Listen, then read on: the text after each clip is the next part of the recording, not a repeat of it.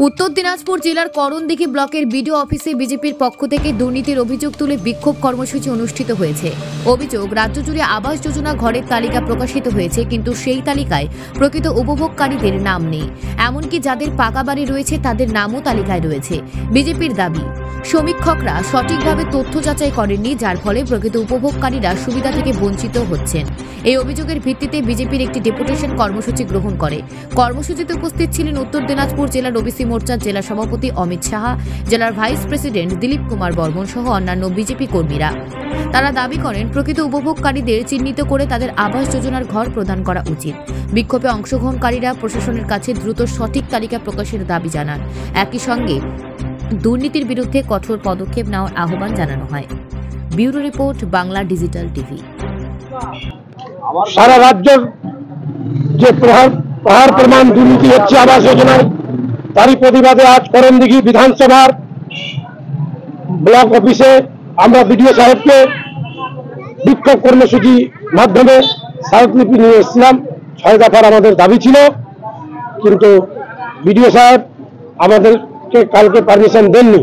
তবুও আমাদের জেলা এবং রাজ্যের নির্দেশে আমরা এই বিক্ষোভ কর্মসূচিতে অংশগ্রহণ নিয়েছিলাম। আমরা যখন জানতে পারি যে বিডিও সাহেব আছে, তখন আমরা তড়িঘড়ি করে সবাইকে ডেকে আমরা ডেপুটেশন দিতে এসেছি। কয়টি দাবি রয়েছে আপনাদের? 6 দফা দাবি ছিল। দাবি রয়েছে? প্রথম দাবি হচ্ছে, প্রাপ্তন লিস্টে যাদের নাম ছিল আবাস যোজনার তালিকায় তাদের নামকে কেটে সরে দেওয়া হয়েছে। আমাদের দাবি হচ্ছে সেই সমস্তগুলোকে যেন ওই প্রাক্তন তালিকার নামগুলো যেন পুনরায় বহাল করা হোক। যারা প্রাপ্যর অধিকারী, যারা ঘর পাবার অধিকারী, তারা যেন ঘর পাক। দল নির্বিশেষে, ব্যক্তি নির্বিশেষে, জাতি নির্বিশেষে, ধর্ম নির্বিশেষে আমি বলবো, যারা প্রকৃতি গরিব, যাদের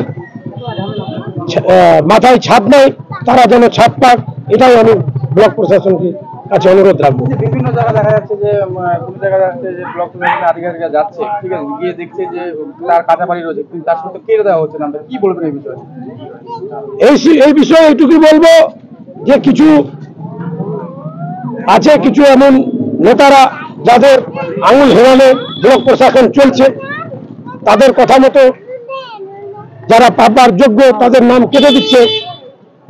যাদের 2 তলা বাড়ি আছে, যারা 4 চাকায় ঘুরে বেড়াচ্ছে, তাদের নামে আবাস যোজনা হচ্ছে। এই সমস্ত তো দেখছি লিস্টে।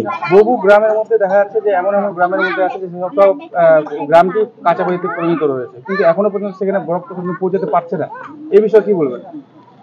আমি ব্লক প্রশাসনকে দৃষ্টি আকর্ষণ করব, যে সমস্ত গ্রামে এরকম কাঁচা বাড়ি আছে ওগুলো খতিয়ে দেখা হোক, তাদেরকে তারা যেন ঘর পায়।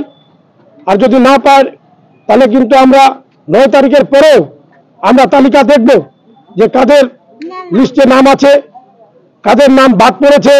যারা পাবার যোগ্য তাদের নাম যদি বাদ থাকে, তাহলে বিজেপি বৃহত্তর আন্দোলনে নামবে। আপনার নাম? পদে রয়েছে।